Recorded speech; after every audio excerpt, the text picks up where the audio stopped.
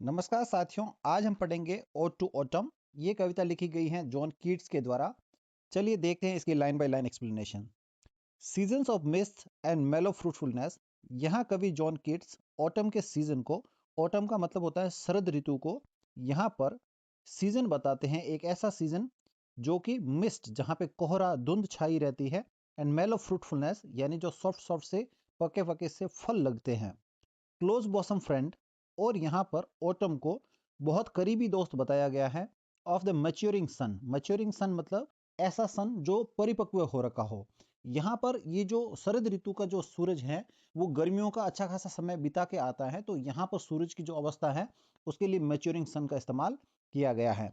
Conspiring with him, और ये जो ऑटम है ये सूरज के साथ मिलकर कंस्पायर करते हैं यानी षड्यंत्र रचते हैं। How to load and bless, किस प्रकार से वो दोनों मिलके लोड करें। लोड करने का मतलब जो प्लांट्स हैं उन प्लांट्स के ऊपर फल लगाएं, एंड ब्लेस विथ फ्रूट्स, और उनको फल आशीर्वाद स्वरूप दे। द वाइन्स, उन लताओं को, that round the thatch eaves run, जो कि थैच यानी जो घास फूस की बनी हुई जो छत है उसके किनारे किनारे जो लताएं हैं उन लताओं पे ये जो फल हैं ये लगाते हैं। और ये फल लगाते कौन है? ऑटम। किसके साथ मिलके? सूरज के साथ मिलके दोनों षड्यंत्र रचते हैं और प्लांट्स पे, लताओं पे, बेलों पर इस प्रकार के फल लगाते हैं। To bend with apples the mossed cottage tree, और जो कोटेज हैं यानी जो झोपड़ी हैं उस झोपड़ी के पास जो पेड़ हैं जिनके ऊपर मोस्ट, मोस्ट का मतलब होता है एक घास होती है जो छोटी छोटी सी बारीक बारीक सी घास होती है, उस पेड़ पे लगी हुई होती है, उस पेड़ को भी आप झुका देते हो एप्पल्स की सहायता से। यहाँ कवि कहना चाहता है कि उस पेड़ पे इतने एप्पल लगे हुए हैं कि वो पेड़ भी झुक जाता है। एंड फिल ऑल फ्रूट्स, और आप सभी फलों को भर देते हो दोनों मिलकर। विद राइपनेस, उनको पूरा पका देते हो। टू द कोर, यानी एकदम गहराई तक, जो केंद्र है उस केंद्र तक आप फल को पका देते हो, मतलब पूरा पका देते हो। टू स्वेल द गोल्ड, और जो लौकी है उस लौकी को आप सुजा देते हो, मोटा कर देते हो। इसका मतलब है वो जो लौकी है वो भी अपने पूरे आकार में आ जाती हैं, पक जाती हैं। And plump the hazel shells with a sweet kernel, और ये जो हेजल, हेजल एक प्रकार का पेड़ होता है जिसपे हेजल नट, ये जो उसकी जो सेल हैं उसके जो भीतर का जो पार्ट है वो मीठा कर देते हो, यानी वो फल भी आप पूरा पका देते हो, मीठा पका देते हो। टू सेट बडिंग मोर, और इस ऋतु के अंदर जो बडिंग है, बडिंग का मतलब जो फूलों के अंदर जो कलियों का खिलना है वो और ज्यादा खिलती हैं, एंड स्टिल मोर, और ज्यादा खिलती है। Letter flowers for the bees, और मधुमक्खियों के लिए आप लेटर फ्लावर्स, जो ऋतु के अंत में फूल खिलने वाले हैं, बाद के समय में खिलने वाले हैं, वो और खिलते हैं। अनटिल दे थिंक, और वो फूल तब तक खिलते हैं जब तक कि ये जो मधुमक्खियां हैं वो ये ना सोचने लग जाए कि ये जो वार्म डेज हैं, ये जो खुशहाल दिन है, ये जो गर्म दिन है, विल नेवर सीज, ये कभी समाप्त नहीं होंगे, और उनके लिए जो खाना है वो भी भरपूर मात्रा में उपलब्ध रहेगा। For summer has overbrimmed their clammy cell, और ऐसा इसलिए होता है क्योंकि ये जो समर का जो टाइम था, जो शरद ऋतु से जस्ट पहले का जो समय था, उस दौरान इतने ज्यादा फूल खिले, उन फूलों से मधुमक्खियों ने खूब शहद इकट्ठा किया, और उनके जो छत्ते हैं वो छत्ते भी पूरे भर गए, ओवरब्रिम हो गए। ओवरब्रिम होने का मतलब उसके जो किनारे हैं किनारे से ऊपर निकल गए, यानी जो छत्ता है शहद से पूर्ण रूप से भर गया है। इस पहले स्टैंजा में जॉन कीट्स हैं वो ऑटम ऋतु को एक ऐसी ऋतु बताते हैं जहां पर फ्रूट हैं, फल हैं, फूल हैं, भरपूर मात्रा में उपलब्ध हैं। Who hath not seen the oft amid the store, यहाँ पर पोएट एक रिटोरिक क्वेश्चन करते हैं कि ऐसा कोई आदमी शायद नहीं होगा जिसने ऑटम को अपने स्टोर के बीच में नहीं देखा है। यानी ये जो ऑटम का सीजन है जिसमें सारे स्टोर भर जाते हैं, ऑटम के सीजन में जो भी फसल या जो भी उत्पाद होता है उनके बीच में तुम्हें देखा गया है। यानी ये सीजन ऐसा है जिसमें सारे स्टोर धन धान्य से पूर्ण होते हैं। समटाइम्स, कभी कभी, हुएवर सीक्स अब्रोड, जो कोई आपको बाहर खोजता है, मे फाइंड दी, उन्हें आप मिलोगी, सिटिंग केयरलेस, बैठी हुई चिंता मुक्त बिना किसी परवाह के, ऑन ए ग्रेनरी फ्लोर, एक ऐसे फर्श पे जो किसी अनाज के स्टोरेज का है, जहां पर ग्रेन वगैरह इकट्ठे किए जाते हैं, उस फर्श पर आप एकदम चिंता मुक्त वहां पर बैठे हुए पाए जाओगे। द हेयर सॉफ्ट लिफ्टेड, और आपके जो बाल हैं वो सॉफ्ट लिफ्टेड, यानी हल्के हल्के से ऊपर उठ रखे हैं। बाय द विनोइंग विंड, उस हवा से जिस हवा से धान और भूसे को अलग किया जाता है, उसी हवा से आपके बाल भी ऊपर उठ रखे हैं। और ऑन हाफ रिफ्ट फरो, या फिर आप मिलोगे एक ऐसी पंक्ति में जहां पे फसल उगाई गई है और वो हाफ रिप्ड हैं, यानी उसकी जो कटाई है वो आधी हुई है, पूरी कटाई नहीं हुई है उसकी। साउंड अस्लीप, और आप वहां बीच में ही आराम करते हुए पाए जाओगे। Drowsed with the fume of poppies, क्योंकि आपको नींद आ गई है उन पॉपीज की सुगंध के चलते, उसकी जो फ्यूम है उसके चलते आपको नींद आ गई। While thy hook spares the next swath, और जिस दौरान आप आराम कर रहे होंगे उस दौरान आपका जो हुक है, आपका जो हंसिया है, वो आगे की जो पंक्ति है, वो जो स्वॉथ है, उसको स्पेयर कर देगा, उसको बख्श देगा, उसकी कटाई नहीं होगी।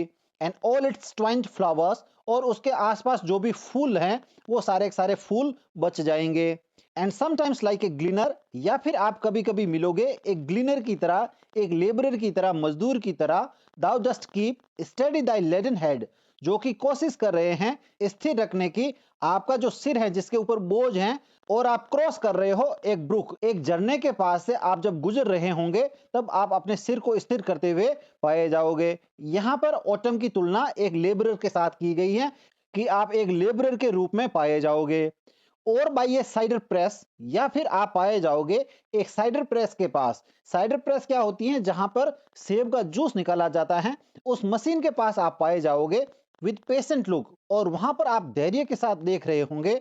दाउ वॉचेस्ट, आप देख रहे होंगे द लास्ट ऊजिंग्स, उन सेबों में से जो रस निकल रहा है, जो रस का अंतिम हिस्सा निकल रहा है, उसे आप देख रहे होंगे आवर्स बाय आवर्स, कई घंटों तक लगातार। ये जो ऑटम का जो सीजन है वो सेटिस्फेक्शन का सीजन है, आराम का सीजन है, राहत का सीजन है। और इस समय आप पूरे पेशेंट होके आराम कर रहे होते हो। ये जो समय है, इस समय से थोड़े पहले तक आपने खूब मेहनत की है, लेकिन अब आपके आराम का समय आ गया है। Where are the songs of spring, यहाँ पर कवि ऑटम से कह रहा है कि जो स्प्रिंग है, ऑटम से जस्ट पहले का जो सीजन है, उसका संगीत कहाँ है। ए वेयर आर दे, और वो फिर से दोहराता है कि कहाँ है वो उनका संगीत। Think not of them, autumn से कहते हैं कि आप उस संगीत के बारे में मत सोचिए, क्योंकि ये जो स्प्रिंग का जो संगीत होता है वो बहुत मधुर, बहुत अच्छा होता है। लेकिन यहाँ पर जो पोएट हैं वो ऑटम को कह रहे हैं कि आप स्प्रिंग के संगीत के बारे में मत सोचिए। दाउ हैज दाई म्यूजिक टू, क्योंकि आपका खुद का संगीत आपके पास है। अब यहाँ पर कवि बताएगा कि ऑटम के सीजन में किस प्रकार का म्यूजिक होता है। While barred cloud bloom the soft dying day, शाम के समय जब दिन समाप्त हो रहा होता है, उस समय आसमान में जो बादल हैं लहरदार, जिनमें धारियां बनी हुई हैं, वो होते हैं। And touch the stubble plains with rosy hue, और उसी दौरान शाम के समय की जो रोशनी है उसका रंग रोजी गुलाबी रंग का हो जाता है। जब वो उस खेत पे जहां पे स्टबल पड़ा है, स्टबल का मतलब जो भूसा पड़ा है, उस भूसे के ऊपर पिंक कलर का कलर छा जाता है, उस रंग की रोशनी छा जाती है।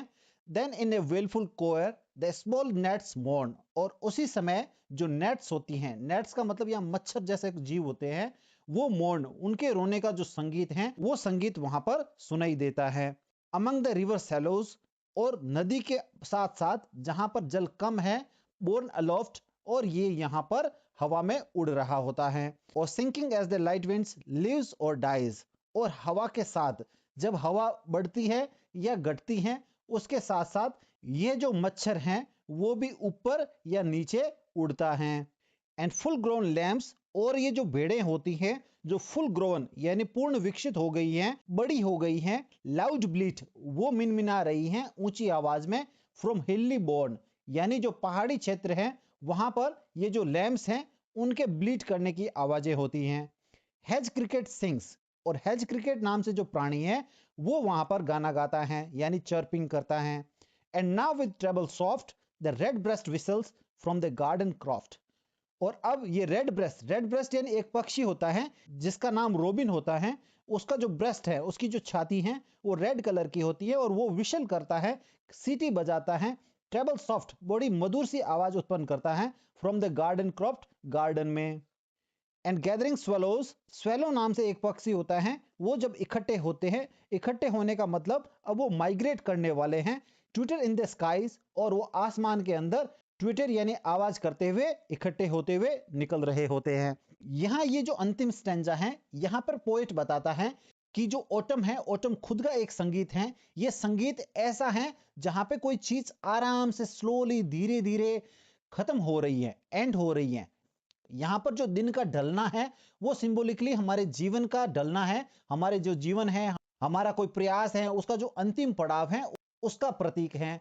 और ये जो अंतिम दौर है, ये जो अंतिम चरण है, इस अंतिम चरण में किस प्रकार की जो सॉफ्टनेस होती है या फिर किस तरह की जो इजीनेस या स्मूथनेस होती है, उसके बारे में कवि ने बताया है।